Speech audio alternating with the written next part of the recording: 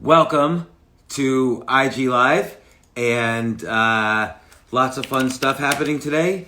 But let me see if I can find out some good news to start off the IG Live. I've been thinking. Someone asked yesterday, what would be good side gigs now, and it's unfortunate. A lot of side gigs are a little bit harder during coronavirus. So I've been thinking about this. What would be good side gigs to start now? And let me just bring up my list of things.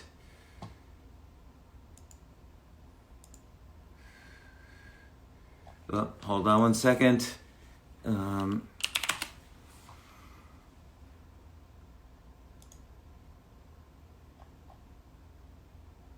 Oh yeah, so I saw some interesting news that one industry that's surging right now is one industry that's surging is drive-in movie theaters, because now you can go outside, you can go to the movies, and you can actually have social distancing at the same time.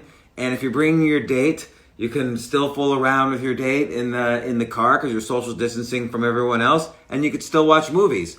And I was doing a little research. Do you know when drive-in movie theaters first got popular was in the 1930s, because polio was the flu. So we still had these post-traumatic stress from the Spanish flu as a society, and polio was huge. So even the president of the United States in the 1930s had polio. So drive-in theaters started to become a big industry because people were social distancing while going to the movies to avoid polio and the flu. So for Ronnie, movie theaters might solve the problem there. You're saying, how do you get a blowjob and social distance at the same time? Again, take your date to a movie theater. At least you're social distancing from the other cars. But it's interesting to see how quarantining and social distancing created so many different industries and businesses. I mentioned earlier how, Shakespeare wrote King Lear while he was social distancing. Isaac Newton invented calculus while he was social distancing. Both of them were social distancing from the bubonic plague. In the U.S. right now, we're all social distancing, and we'll see what creative ventures come out of it. But it's interesting to note that this outdoor industry, drive-in movie theaters, started in the 1930s because of social distancing of polio and the flu and so on. So and now drive-in theaters are having a resurgence. Okay, I'm going to show you. I'm going to take and I'm going to show you the books I have on my bookshelf. So a lot of the books I have on my bookshelf are because of podcasts that I've done. But for instance, I'll show you some books.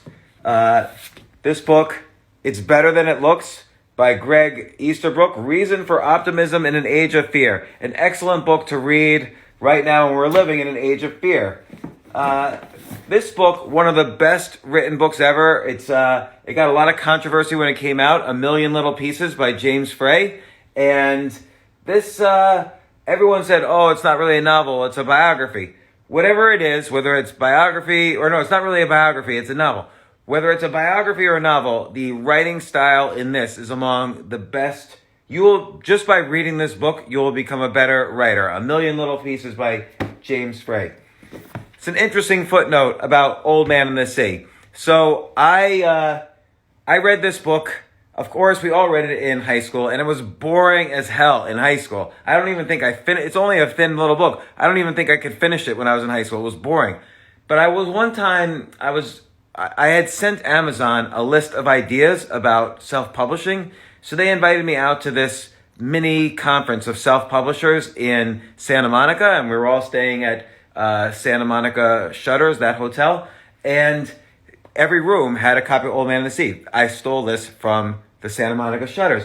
One thing that's really interesting about Old Man and the Sea is that if you check the FK score, the Fisher-Kincaid score, what that means is the Fisher-Kincaid score takes a piece of writing and analyzes what grade level that writing is. So if you wrote at a 12th grade level using 12th grade vocabulary, your FK score will be a 12. If you wrote at a first grade level or a Dr. Seuss level, your FK score might be a 0, like 0th grade.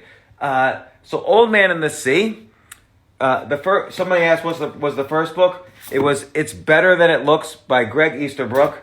Then I had A Million Little Pieces by James Frey, and Ernest Hemingway, Old Man and the Sea. And so here's the interesting thing about Old Man and the Sea. Guess what the FK score is of Old Man and the Sea? This is the book that won Ernest Hemingway the Nobel Prize in Literature and catapulted him into Literary Hall of Fame. So the FK score of Old Man and the Sea is 4, which means this book is written at a 4th grade level. And what does this tell you? It doesn't mean this is a stupid book. It means that Ernest Hemingway was a great writer to get complicated concepts and themes and emotions written all at the 4th grade level so that anyone could read it and so that it was very simple to understand. And one time I had a CEO of a company I invested in, and he wrote a proposal and he sent it to me, and I checked the FK score. The FK score was an 18. And I wrote to him and I said, "You wrote this at an 18th grade level." And he wrote back and said, "Yeah, I'm smart, right?" And I'm like, "No, you're an idiot, because no one can understand anything you write. It's at an 18th grade level. It's like postgraduate school level." So again, Google FK score, because you could just cut and paste a piece of text in. I think when I put in Choose Yourself, it was like at a 5th grade level. Old Man and the Sea is at a 4th grade level. And this goes along with common sense. So there's a saying that if you can't explain something to someone, then you don't really understand the concept yourself. So you always have to have, if you want to be an expert in something, you're not an expert until you can explain at a 4th grade level to anyone. So Old Man and the Sea, one of the greatest books ever written. And again, this is one of those books, you will be a better writer just by reading this book, because you'll write in a more simple, emotional, minimalist fashion. And again, that's at an FK score of 4. The Fisher-Kincaid score is 4, meaning it's written at a 4th grade level. To find out, take a blog post you've written, Google FK score, F-K score. You'll find an FK calculator somewhere. Cut and paste your blog post into the FK score calculator. See if you're writing at a 4th grade level. Any writing that you publish should not be higher than a 6th grade level. If you want people to like your writing, don't try to prove. The worst writers are the people who are trying to prove how smart they are. If you want people to love your writing, write at a 6th grade level or below, which means at an FK score level or below. So what else? One of my favorite books about writing, he's went on my podcast to talk about it, Chuck Palahniuk's book, Consider This. Before this book came out, I thought Stephen King's book on writing was the best book I had ever read about writing. But Chuck Palahniuk, who wrote Fight Club, his book, Consider This, is the best book on writing I've ever read, only to be equaled by The War of Art by Stephen Pressfield. This is a must-read for any artist, writer, creative, whatever. It's about how every time you sit down to write or work on something artistic, you feel resistance. You feel everything from, I can't do this, I'm no good at this, I can't waste time at this is not going to make money, no one's going to like it, how am I going to get it published? The War of Art, reading this, it's a very simple book. It gets you through what Stephen Pressfield calls resistance, and it's very good. Just pulling books off my bookshelf randomly. Food by Jim Gaffigan. What I like about Jim Gaffigan, of course, is a world-famous stand-up comedian. He performed at Stand Up New York, the comedy club I own, and Stand Up New York has 2 steps, or 1.5 steps to get to the stage. Jim Gaffigan fell on the steps and he fell on the floor of the stage. And the next day he was on Jimmy Kimmel, and he described the event, and he said, the one thing I'm supposed to do in stand-up comedy is stand up. And I couldn't even do that at Stand Up New York. So what I was going to say is what I like about Food, this book, and all of Jim Gaffigan's writing is almost every line is a punchline. Almost every sentence is a joke. If you watch Jim Gaffigan's stand-up specials, it's kind of amazing how there's a joke every sentence. That is so hard. If you watch someone else's stand-up special, you will not, even Dave Chappelle, they don't have a joke every second. It's almost impossible to come up with a joke on every single line, and yet he does. You know, for instance, he'll have some, I think this is here's a typical Jim Gaffigan joke. He'll say something like, I want you guys to know I'm up for a big role. And he'll pause, and the audience will laugh or will clap, and then he says, yeah, it's a Cinnabon roll. And so again, one sentence, and it's almost like two jokes in the sentence. There was the pause where everybody clapped, and then there was the punchline where everybody laughed. And in food, it's a thick book, but almost every sentence is a joke. So other books, I've got. This is a little bit more controversial, particularly today, because Howard Stern's been in the news. But this is a collection of Howard Stern's interviews. It's just a transcript of interviews. And if you're going to be an interviewer, I don't care what you think about Howard Stern. The guy is the best interviewer on the planet. He will make you tell any secret possible, and you won't even realize you're saying it until you're saying it. And reading his interviews straight through, like one after the other, makes me a better interviewer. So just to summarize, these 3 books make me a better writer, or 4 books. Old Man and the Sea, just reading that will make you a better writer. A Million Little Pieces, which is the exact opposite style of Ernest Hemingway. Reading that will make you a better writer. Chuck Palahniuk's book, Consider This, such a great book on writing. All these counterintuitive ideas that I never thought about. And then this will make you a better interviewer, reading Howard Stern's transcripts of interviews. And this will make you a better, at the very least, a better comedy writer. Food by Jim Gaffigan. Or another great book by Jim Gaffigan is Dad is Fat. What else? What can I show you? How about I show you? Everybody shows books they read. I'll show books that I have not yet read. So here's a book I have not read. How to Invent Everything. A Survival Guide for the Stranded Time Traveler. And I got that book because it always occurred to me, if I time travel back to, 100 BC, say, and I'm in the Roman Empire, I'm going to die. Like, I can't do anything.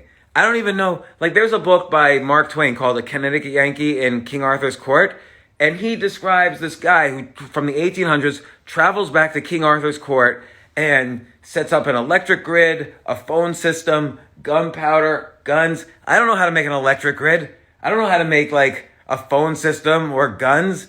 I can't even make a printing press. I can't even boil an egg hardly. Like, what would I do if I went? We always think we're so smart. Oh, I'm so smart. I'm in the 21st century. But if you actually went back like 2,000 years, what are you capable of doing? Like, okay, I could program a computer. Useless. I could invest in the stock market. That is useless back in 0 BC.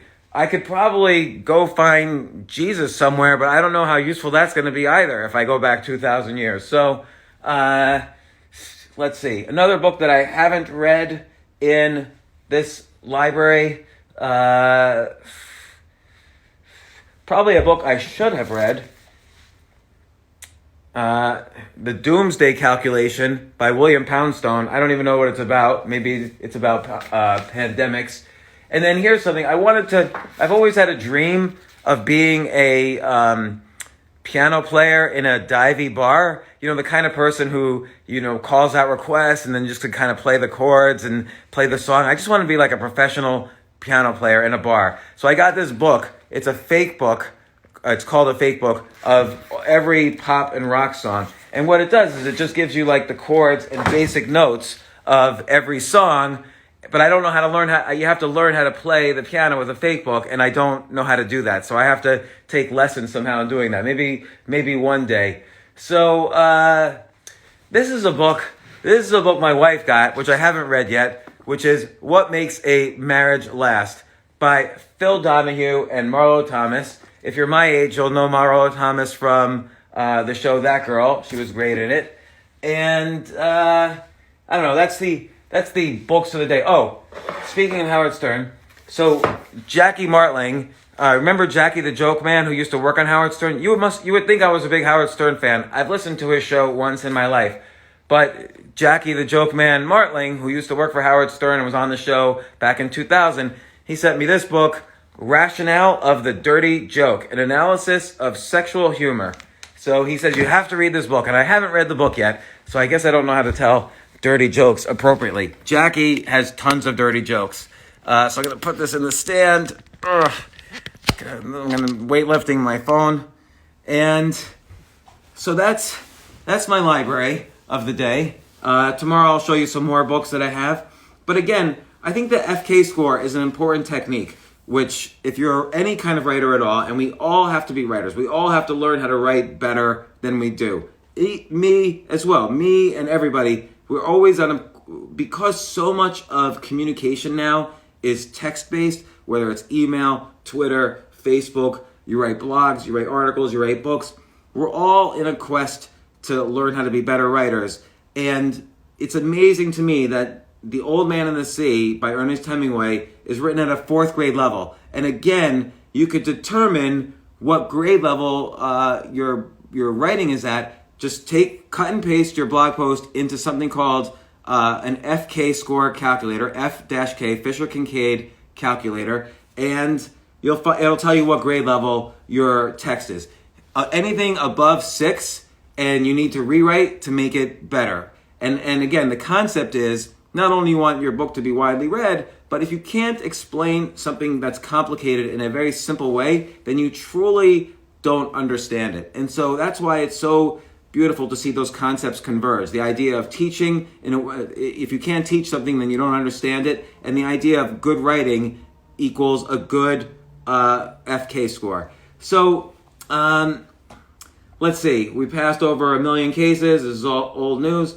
I was really curious about what is the constitutional right. And I'm done protesting about the lockdown and economic shutdown. Everything's going to open when it opens. And again, like I said yesterday, once states start to open, there's going to be a rush, because no state wants to be the worst economy in the world. So there's going to be a rush for every state to open. There's going to be a rush for businesses to open. And, I think there's going to be, I think the economy is going to look like crap for a few months. And then starting around August, September, you can't, there's a saying, don't fight the Fed. The Fed is putting up to $6 trillion in this economy. Where's that money going to go? It's got to get spent. Now, right now, it's just sitting in bank accounts because nobody's outside. But once the economy opens, people will spend the money. And so the economy is going to bounce back. It's not going to bounce back in any way comfortable for all of us. Like, there's going to be a lot more automation. There's going to be robotics, drones, AI, big data. All of these areas are going to get bigger. There's going to be less, hopefully there'll be less spending on schools and colleges. By the way, I was thinking of something. So the other day, I gave a book challenge. And I'll just repeat the book challenge again because I have an idea for it. So the book challenge is pick a topic like habits, or persuasion, or negotiating, or cooking, whatever you want. Go to a site like SSRN, SallyRuthNancy.com, search on persuasion. Thousands of academically researched articles will come up. If you don't go to SSRN.com, you can also try JSTOR.com. I didn't mention that site last week, but JSTOR.com also is a big database of academic papers. You search persuasion, and you'll see hundreds of articles, academic articles from like MIT, Stanford, all these universities, about persuasion or habits or negotiation or cooking or whatever you want to write about.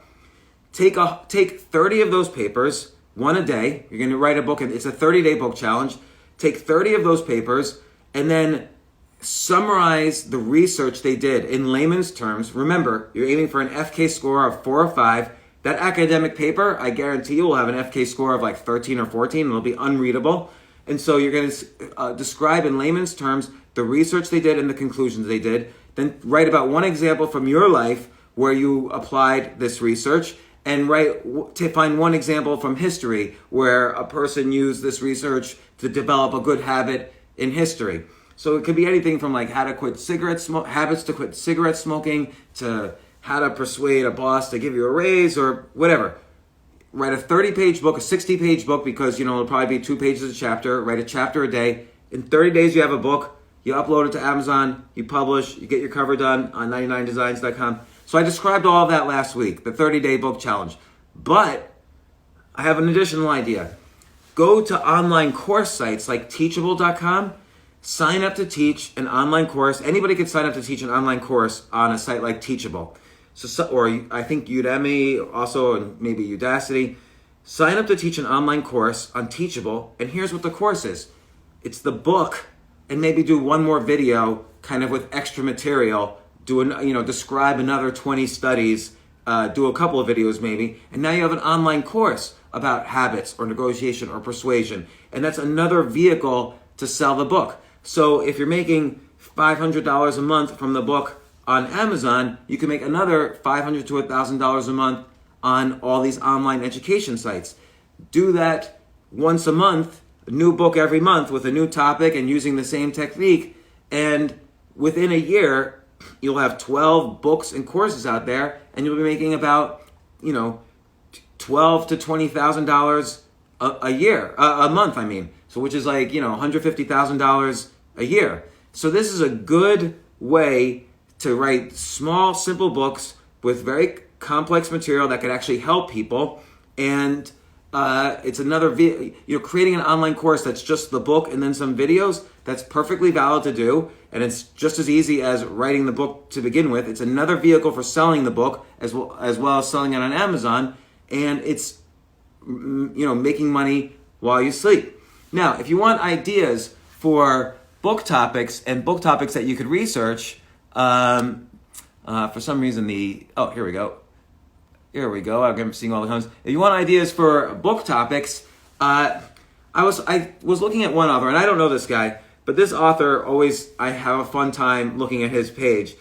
There's an author named Patrick King. He doesn't know me. I don't know him. He'd probably think it's weird that I'm talking about him. But if you look at Patrick King's Google Amazon Patrick King. I'm going to do it right now. Amazon Patrick King. This guy does pretty sure he does what I just described. He must write a book a month or more. And I think he's got over 100 books. I can't even tell how many books he's got. And then I know somebody told me he uses other names and his girlfriend also writes a book a month. So he's probably got for all I know, he's got 400 or 500 books out there. But here are some of his book titles. You don't have to spend years writing an academic, best-selling self-help book or novel, whatever. I'm sure he writes maybe he writes 3 or 4 books a month. Anyway, here's his last couple of book titles. Better Small Talk. Learn to Think Using Thought Experiments. The Art of Captivating Conversation. The Science of Getting Started. Stop People Pleasing. Think Like a Psychologist. Improve Your Conversations. Practical Intelligence. Improve Your People Skills. These are the titles of his books, and each one of them is probably selling a couple $100 worth a month. So now, if I were him, I would do a couple of videos for each book, and again, now set myself up on Teachable or Udemy or LinkedIn Learning or any of these online course sites that allow you to create courses. Well, the course now is your book and a couple of videos, and that's the course. And you'll be cheaper. A lot of courses on Teachable are, $100 to $200. You could just make your course cost the $10. You're just trying to sell your book, really. So again, you're just trying to create additional money, sources of revenue for your book. Amazon is only one source of revenue for your book. A course might be another source of revenue.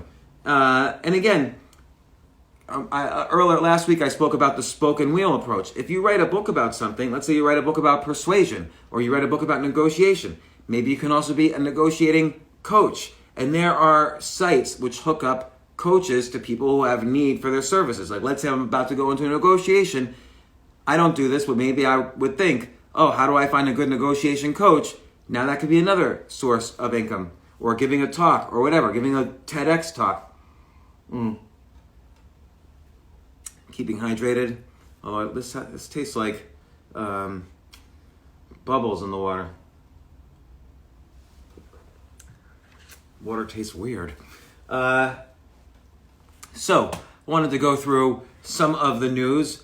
I was saying earlier, is it constitutional what's happened? And again, not complaining about being, the social distance. I actually like the social distancing. No more handshakes, no more bro hugs, no more. Sometimes when I meet somebody from Europe, if it's a woman, do you kiss on one cheek? Do you kiss on both cheeks? I do not have to worry about it at all for the rest of my life. Thank you, social distancing.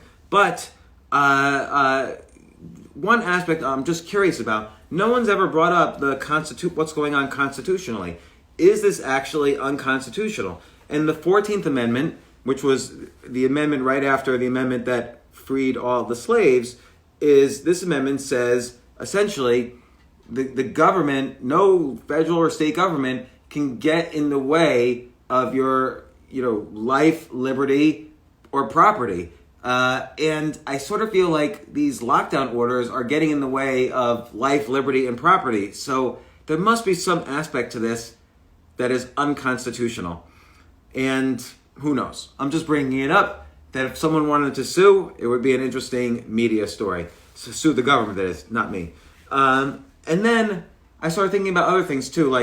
So there was this YouTube video that someone sent me that had 5 million views. These two doctors were talking about, they're ER doctors, they were saying. And I don't know if it's true or not. I didn't even watch the whole video. But what was interesting to me was they were talking about how California specifically the economy should go back to work. So again, not talking about that at all. But then YouTube took down their video, so they were censored. And I think that is actually unconstitutional. Now, everyone argues, well, YouTube's a private company, but I don't think that matters because YouTube is a big enough platform. There was a case, a friend of mine, Ed Bennett, was the CEO of a company called Prodigy. I don't know if you remember Prodigy. It was a competitor to AOL in the 90s. And so Prodigy had a case where somebody sued them because there was hate speech. There was anti-Semitic or Nazi propaganda hate speech on Prodigy. So somebody sued Prodigy.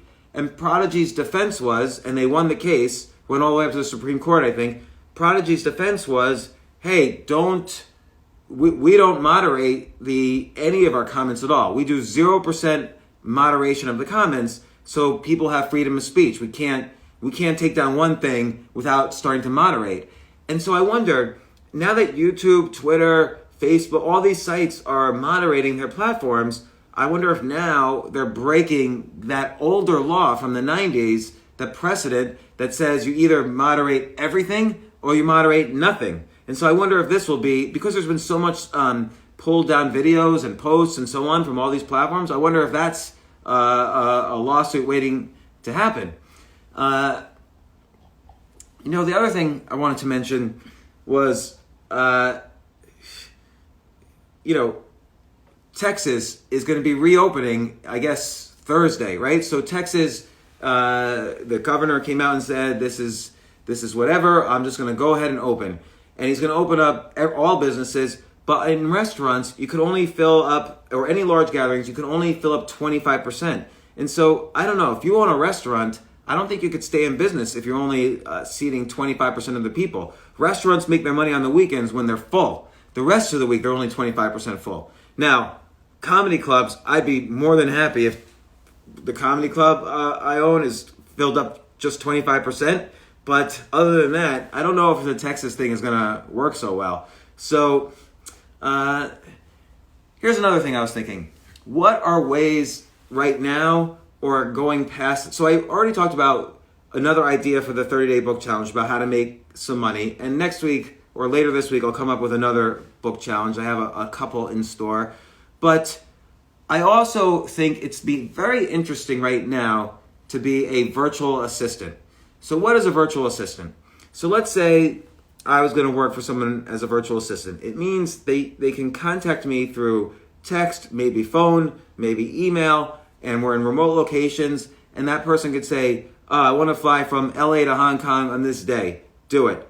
And I'll know their profile, like, oh, they like to travel first class, they like to travel on the aisle, they like to have a car pick them up on both sides, they like this kind of hotel, and I would make a virtual assistant would make all the arrangements. But a virtual assistant also, the same CEO could call me, if I was the virtual assistant, the same CEO could call me and say, hey, I need more online content. And so I would say, no problem, I'll do 2 Instagram posts a day, 2 TikTok videos a day, a Facebook blog post, a blog post for your company's website, a LinkedIn post, and maybe some tweets or whatever. And so a virtual assistant does all these things, and then update the website with whatever. So a virtual assistant can do all these things, and if you do, so here's again the spoken wheel approach. If you're a virtual assistant and you do lots of different activities, now you can write a book, How to Make Money as a Virtual Assistant. Then you could teach an online course, How to Be a Virtual Assistant. You could hire virtual assistants yourself to do the work that you were going to do as a virtual assistant. So let's say the CEO wants to make travel arrangements to Hong Kong. Let's say the CEO is paying me $25 an hour. I can now outsource to a virtual assistant I have in India that I'm paying $1 an hour to actually make the travel arrangements. So and then I could hire other virtual assistants and create a whole virtual assistant business. So now, take it one step further. What about being a virtual concierge? So a concierge, what does that mean? So if let's say my dream in life is to meet Elton John. And so I say to a virtual concierge, I want to meet Elton John. Well, the virtual concierge will find maybe a charity that Elton John is going to be performing at and say to me, look, if you donate X number of dollars, you can meet Elton John. So, or let's say I want to go to Rayo's. So it's a hard to see. You can't make a reservation even a year in advance at Rayo's in Harlem in New York City.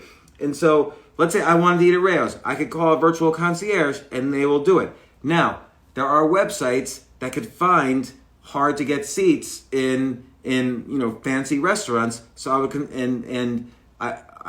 as a concierge, I would consult sites like that. Or I'd find the common customers of that restaurant and see if there's something in common between the CEO I'm working for and the customers in that place. So again, virtual assistant, virtual concierge, you can make an enormous amount of money.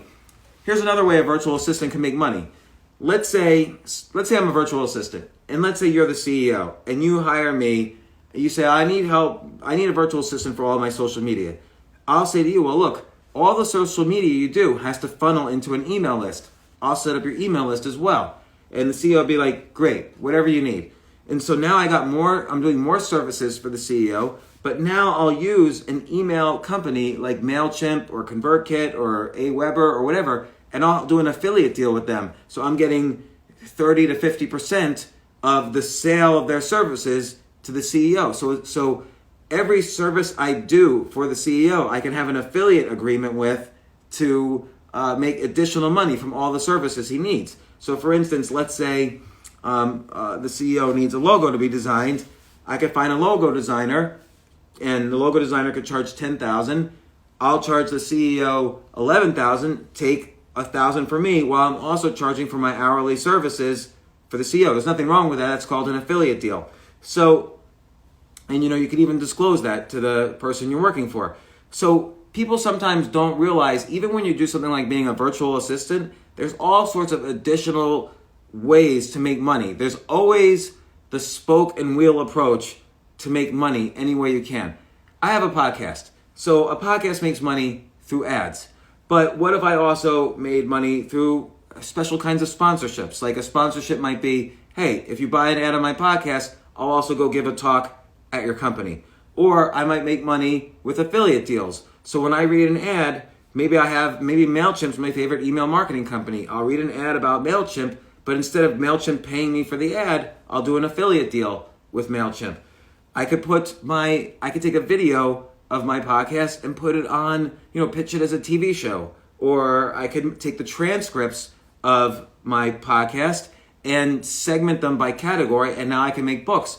So for instance, I took all of the interviews I've done with billionaires and got the transcripts of every billionaire. I wrote an intro, I edited the transcripts, and I created this book, Think Like a Billionaire, which is just basically the interviews, the written and heavily edited with my intro as well. So I did a little bit of writing. I did like a month's worth of writing, and I wrote this book, Think Like a Billionaire, but most of the content was already created by my podcast. So finding different ways to slice and dice content is extremely valuable. I could also take some of those articles now that are chapters in Think Like Billionaire and maybe put them on Inc. magazine or Entrepreneur magazine. The top 10 ways, Ray Dalio makes money. Who knows? Whatever. By the way, I'm excited. I'm interviewing on Thursday Mark Cuban for the podcast, so excited about that. That'll come out on Monday, I think. We're going to push John McAfee till the Monday after, so I could get the Mark Cuban podcast out. And anyway, I haven't even seen the questions. It's already 2:40. I haven't seen the questions. Jay, I'm going to click the link. Let's see what questions are there. Thoughts on writing a book with Scribe? I don't use anything fancy to write a book. I just use Google Docs to write books, so nothing fancy. Is that backdrop to give you a panoramic view? We're actually, my wife Robin and I, we're starting to do a morning news show where we analyze and give unbiased, real interpretations of all the headlines and interesting news of that day, and give a little humorous slant as well. So we're thinking of having this as the background for that, but we haven't been using it, so now it's just up there. Let's see. What's one of the coach matching sites? I don't know, but if you Google how do I find a coach, then you'll find it.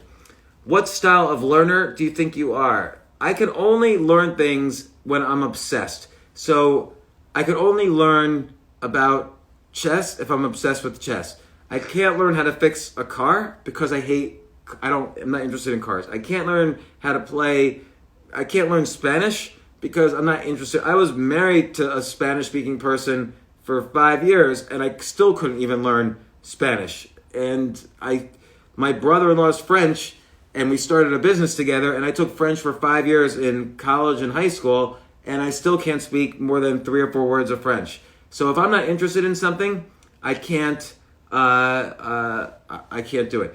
I do drink coffee daily. So I had on, I forget his name now. Maybe it's Sanjeev Chopra. Deepak Chopra's brother is, he's an MD. He's a professor of medicine at Harvard. And he wrote a book about the 5 most important things you need to know for your health. And he said something very interesting. Number 1 was coffee. And he said coffee has a ton of antioxidants in it. Like more antioxidants than even blueberries and blackberries and all that. So coffee I drink in the morning. I definitely do not drink coffee after noon because I want to be able to sleep at night. Oh, which reminds me, I wanted to talk about the podcast I had yesterday. It was with Dr. Andrew Huberman, who's a professor of neuroscience at Stanford. And for the first time, I think I really understand the differences between dopamine, serotonin, oxytocin, all these neurochemicals that make you happier. I mean, usually when someone's depressed, it's because they don't have sufficient dopamine, or they don't have sufficient serotonin, or maybe they're too anxious, or whatever. So SSRIs like Prozac are for people who don't have enough serotonin, but often people have a hard time finding the right antidepressant because they don't know what kind of depression they have. Is it bipolar depression? Is it anxiety? Is it you don't have enough dopamine? Is it you don't have enough serotonin? So, but this guy, Dr. Huberman, or Professor Huberman, he gave me some tips. Like if you he said it's very important to have extra dopamine in the morning. And so he gave some tips. And if you don't mind, I'll give you some of the tips he gave me to boost your dopamine, which is like your happy chemical. So dopamine is that happiness you get when there's a new like on your Instagram post, or you feel rewarded for the work you did. It's a new like on your Facebook post, or maybe when I win a game of speed chess, I'll feel that boost in dopamine. And he made an interesting point. He said, look at 2 teams that are playing football with each other. The team that wins, they're jumping around, they're screaming, they have so much energy. And the team that loses, they all look dejected, and their shoulders are slumped, and they're tired. And dopamine has real physical effects on your energy and your enthusiasm, because the team that won got a huge boost in dopamine. So during this coronavirus, during this lockdown, it's very hard for us to get our usual dopamine. So that's one reason why people are starting to feel a little stressed. When you don't get enough dopamine, you start to feel stressed, anxious, maybe a little cranky. So he suggested several things. Some of them were not so obvious. One thing is, first thing you can, go outside and get some morning sunshine. I didn't know this. He said there are dopamine receptors on the tops of your eyes, and by having morning light come down, that gives you this early energy boost with dopamine. And it also resets your metabolic system so that it's easier for you to fall asleep at night. It's easier for you to wake up in the morning. It tells the body and the brain that this is morning, so then the body knows later that it's night. So he says get at least a few seconds of morning sunshine. Then he said, because there's a link between dopamine and adrenaline, do 5 minutes, 10 minutes of exercise. Maybe do some push-ups, maybe take a walk around the block. Just do that and you'll get your adrenaline going, and that will release more dopamine. And then he said drink a cup of coffee, that will release even more dopamine. But then, even most important, he said rather than just going on social media and randomly thumbing through Instagram posts, he said that's will release dopamine, but it's just too scattershot. It won't give you focus, it won't give you energy. He said you have to have a focused goal that's easy to achieve. So for instance, give yourself a goal every morning. I'm going to return 4 emails first thing in the morning. That will give you this dopamine boost and will start you on the day. Let me see if he said anything else, because it's all really interesting. I took notes. I hardly even take notes during podcasts, but I took notes during this one. Here we go. No, that wasn't it. Oh yeah, here we go. So he suggested, he said fasting, intermittent fasting. If you skip one meal, that will boost your dopamine, because anytime you anticipate something good, dopamine comes out, because dopamine gives you the energy to get that something that's good. So if you skip breakfast, so this guy, he told me he personally skips breakfast, because then your body starts to anticipate the next time you're going to eat, and that will boost dopamine. So I didn't know that at all. He also said 10 to 15 minutes of movement, get sunlight, pick a goal and a target, which I already said. And then he gave some supplement ideas, but he said consult your doctor. But he said nuts have this thing called L-tyrosine, Tyrosine, which you could even do as a supplement. And he recommend don't do the supplement directly, or if you do it, don't do it too much, because it'll be overkill, and you don't want to do overkill. He says don't take L-dopa, which directly makes, and he says don't take Adderall, L-dopa, or cocaine, because then your body will forget how to make dopamine, since those things make the dopamine for you. So don't do that. But L-tyrosine, he says, is a precursor to making dopamine, and if you take that, then you'll have this dopamine surge. But he said don't do it every day, and consult a doctor. I'm trying to think what else he suggested. And then he suggested some ways of creating serotonin. So dopamine is good for focus and energy in the morning, and then later on in the day, you kind of want to just wind down. He said serotonin is kind of like the here and now neurochemical. So it makes you more satisfied with where you are here and now. So you're not going towards a goal anymore. Now you're just pleasantly happy, and you feel content, which is a good way to be right before you go to sleep, for instance. You don't have all this extra energy. You're more just relaxed with where you are. So he said a good thing to do mentally when you're switching and he said all the high performance people he coaches can toggle between dopamine and serotonin states very quickly. So he says one way to toggle the serotonin is to take a step back from what you're doing and feel grateful for everything you have. Maybe feel grateful for the goals you completed this morning, or grateful that you're with your family during lockdown, or grateful you don't have coronavirus. Be grateful for what you have right now, the sort of be here now idea, and your serotonin will pick up. He also said that some complex carbs, rice, pasta, or whatever, not to overdo it, but carbs don't eat them in the morning because carbs release serotonin. So eat them later in the day so it helps you to go to sleep. And again, you don't want to have bright lights later on in the day because bright lights over your head are associated with increasing dopamine, serotonin. Dim the lights, don't look at screens, you kind of want to relax. And he said also the precursor, the supplement you could take for serotonin is L-tryptophan, which is found in turkey, pastas, rices. So he does some carbs at night. He did say something interesting. No melatonin. Don't use melatonin to sleep. So he says melatonin, and I'm just quoting him, melatonin suppresses puberty. It's a hormone that suppresses puberty. And if you're a man and you take melatonin, it'll reduce testosterone. If you're a woman and you take melatonin, it'll reduce estrogen. So melatonin, do not take that. He also said chamomile tea is good for boosting serotonin. So anyway, that was a couple of dopamine and serotonin tips. That podcast is probably coming out next week. I'm going to look at Jay's questions again. How many hours do I read each day? When I didn't live in New York, I read for at least 3 hours a day.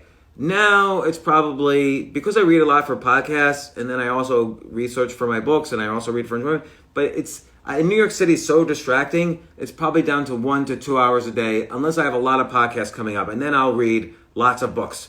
But in general, I probably now read only 1 or 2 hours a day. I wish I had time to read like 3 or 4 hours a day, but I don't.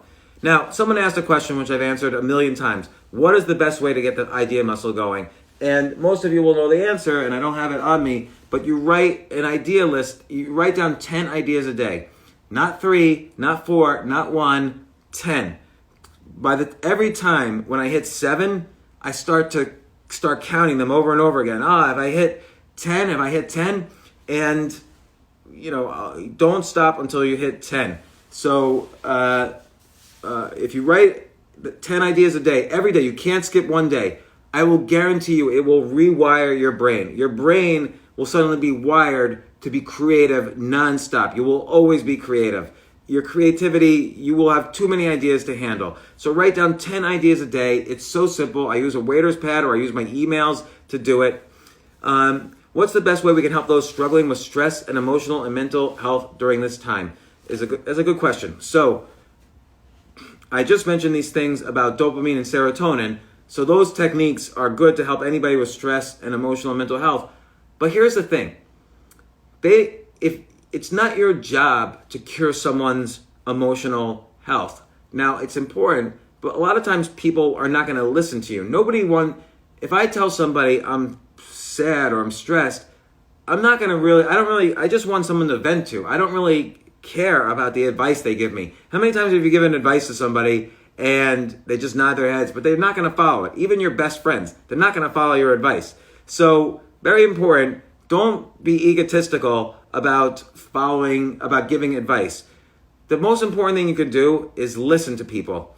So, listening is if someone wants to vent, the service they're really asking from you is, can you listen to me?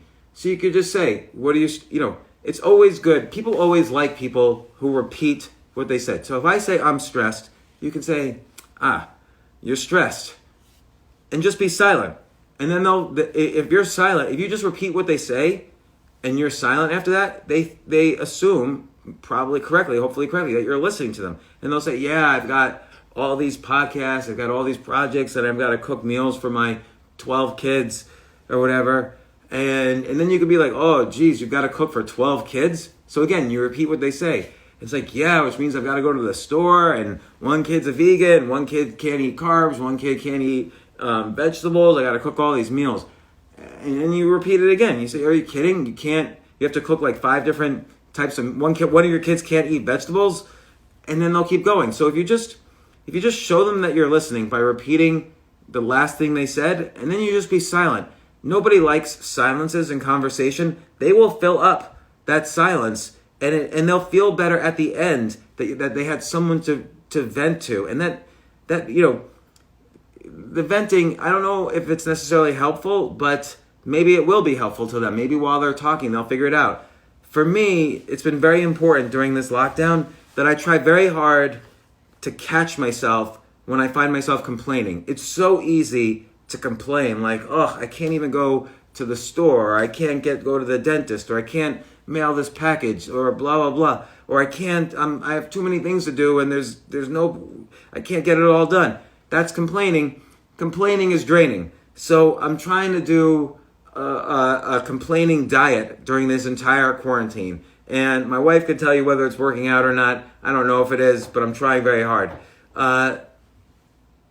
Do I drink coffee daily or do I use any other form of caffeine? I drink coffee daily. That's it. What's your trick to get podcast guests open to talk about their vulnerability? So that's a great question. So it's not like a trick. Like, you have to honor if people. First off, when I think about vulnerability, I think about freedom. So if I tell you everything that I feel vulnerable about, now I'm free to, like, I don't have to worry about these things. I don't have to worry about what you think of me. I already admit it. If I say, oh my gosh, I'm broke, or oh my gosh, I was so stupid and I went broke so many times, I'm buying freedom. I'm now free to talk about everything relating to going broke or making money or whatever, and you could take it or leave it because you know everything about me. So what I usually do to get someone to talk about their vulnerability is I'll confess some vulnerability of my own.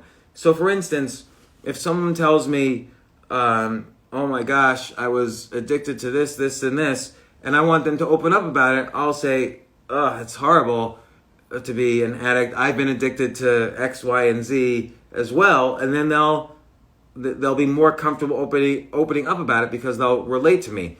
It was particularly hard to do this when I had my HBO web show called 3 a.m. I was often interviewing drug dealers and prostitutes at 3 in the morning. And to find some common ground to relate to them was very difficult. But we're all human, and we all have problems in relationships. Like, if I was interviewing a prostitute, I would simply say, well, do you ever have a boyfriend? Or a husband? What does your husband think about what you do? Or does this stop you from having relationships with men? And then they start opening up about what happens to them, when they're having sex for money, and they talk about really personal things about how they feel about men afterwards. So let's see. What shows am I watching? I can't even remember what shows I'm watching. Oh, I just watched Unorthodox on Netflix. I watched The English Game on Netflix. And that was a great story. It was by Julian Fellows, who wrote Downton Abbey. And it was he has a classic story structure, which is there's somebody rich and there's somebody poor, and the setting is, England in the 1800s or early 1900s. And at first they hate each other because of class differences. And over the arc of the story, they get closer and closer. That is a classic Julian Fellows, Downton Abbey and the English Game story structure. And he does a good job of it. So what's a good biz for someone who has shiny object syndrome? So I suggested earlier looking into becoming a virtual concierge. Because, again, a concierge is different than a virtual assistant. A concierge gets you things that are hard to get. Like if you want a classic antique Rolex, a concierge will find that for you. They know the techniques to find that for you. If you want a seat at the hottest new restaurant in town, a concierge will get you that seat. If you want the highest end Tesla, a concierge will get you a Tesla, probably at a good price. So, and again, if you become a virtual concierge, not only will you make money doing that, but then you could write a book about it, you could teach a course about it, again, you could have a podcast about it. So it's a good way to make money, and there's lots of spokes that come out of it to make even more money. So I've used the services of a concierge before. I met Elton John because I used the services of a concierge, or I met President Clinton because I used the services of a concierge. So, by the way, in neither case was it worth it, but I did it. It's one of the reasons why I would go broke occasionally. So, anyway, tomorrow, my idea list for today was virtual business ideas or business ideas you could do while in quarantine or while in lockdown. And I'll share some more of these business ideas tomorrow. I'll talk more about the books on my bookshelf, particularly the ones I haven't read, and maybe a few of the ones I have read. I'll talk about some online courses that I think are interesting. And again, more business ideas for you. And the best headline of the day.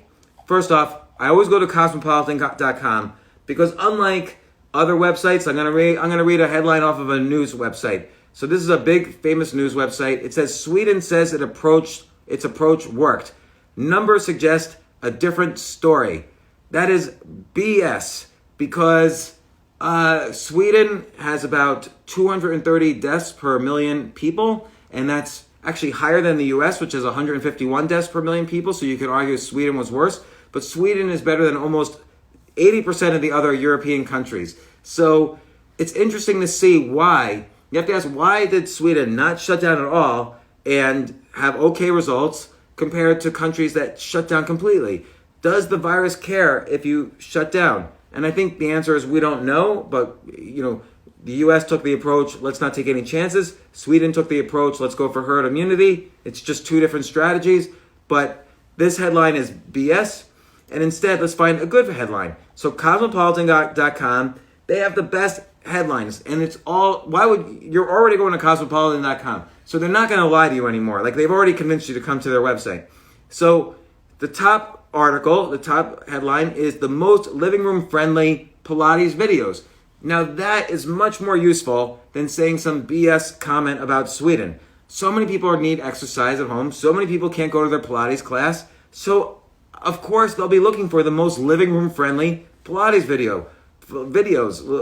Here's another one. The 45 best Disney movies ever. Okay, and that's an interesting, I'll click on that. I have an opinion. What's your favorite Disney movie? I'm going to try to think before I read this article. What's your favorite Disney movie? I think mine might be The Incredibles, although, no, I like the 1937 Snow White. I just thought the original, before computer animation, I thought the Snow White animation was so beautiful. So let's see. The best Disney movies, let's see. It's a gallery. Oh, I got to click 45 times. The Emperor's New Groove. I don't know if I believe that. I don't think that was it. Hercules. No, it must be starting with the worst. So let's go to number 45. That's probably the best. And they got Frozen, Bambi. Oh, no, I accidentally clicked away. Cinderella. Oh, I clicked away from the whole thing. Oh, wait, here we go. Oh, yeah. Cinderella, they say, is the best Disney movie ever. With that, I want you to know that I am going to save this in my IG stories on the live section, and I'm also going to upload this to YouTube probably this evening or first thing tomorrow morning. Thanks very much for coming to the IG Live, and I will see you tomorrow at 2 p.m.